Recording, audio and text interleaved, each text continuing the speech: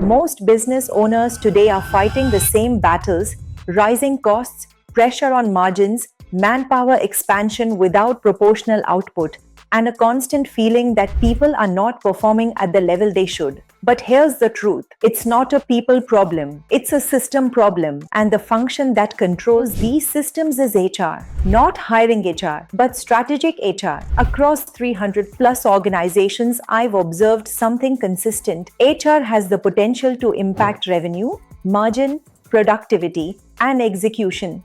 But most organizations use HR only for hiring, payroll, and compliance. That's like using a smartphone only for calling. Today, I want to show you how HR, when designed properly, becomes a measurable business lever, not a support function. Let's get real with three challenges every fast growing organization faces. 1. Manpower cost increasing faster than productivity. 2. Roles expanding but accountability shrinking. 3. Leaders firefighting instead of building execution systems. If this sounds familiar, you're not alone. Every organization has two types of losses: visible losses like raw material, leakages, and operational issues, and invisible losses, which are people system inefficiencies. The second category is more dangerous because you don't see it on the PL. Examples include individuals doing activities that don't contribute to business goals, the same work being replicated by multiple people, territory allocations based on relationships rather than business logic, no measurement of productivity per role, and variable pay given without output correlation. These are silent leakages, usually costing 8 to 15% of annual revenue. This is where strategic HR becomes a business lever.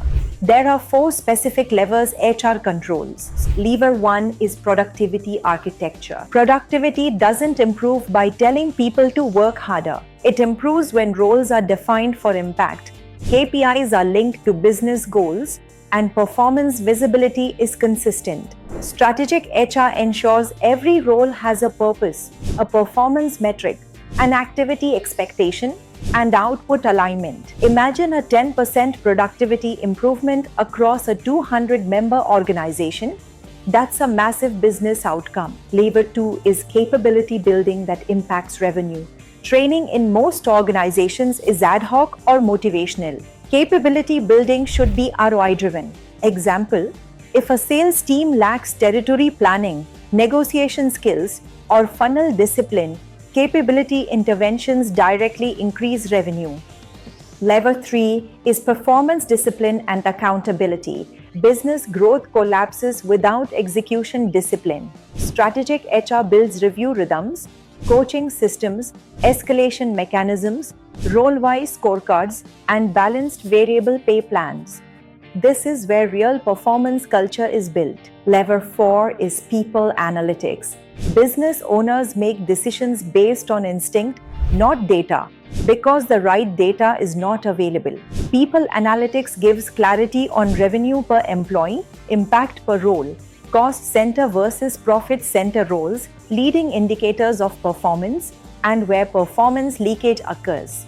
This is what converts HR from gut feel to strategy. Let me give you some real examples. Example 1 was a manufacturing unit. The company thought people are slow, output is low. The actual root cause was no role clarity, zero shift productivity benchmarks, and no skill to role mapping. HR redesigned role definitions and KPIs, resulting in a 12% productivity jump in 90 days. Example 2 was a sales-led organization. Leadership thought the sales team is not performing. The root cause was overlapping territories, no activity benchmarks, and incentives not linked to results. Once the structure was corrected, revenue per salesperson increased by 22%. These are not people issues. These are people system issues. Most SMBs think HR equals hiring, salary, compliance, and events. But HR is actually about designing roles to deliver business outcomes, converting capability into productivity, building execution discipline, and creating people-driven profit. The moment HR becomes strategic, your business stabilizes and scales. Fact. Now let me share a framework we use internally when helping organizations strengthen people systems. It's called Stride, and it's simply a way to organize HR into business impact pillars. Stride stands for S, skill role clarity T, target performance alignment R, revenue productivity linkage I, incentive accountability system D, data driven people decisions E, execution rhythm review discipline. This is not a product pitch.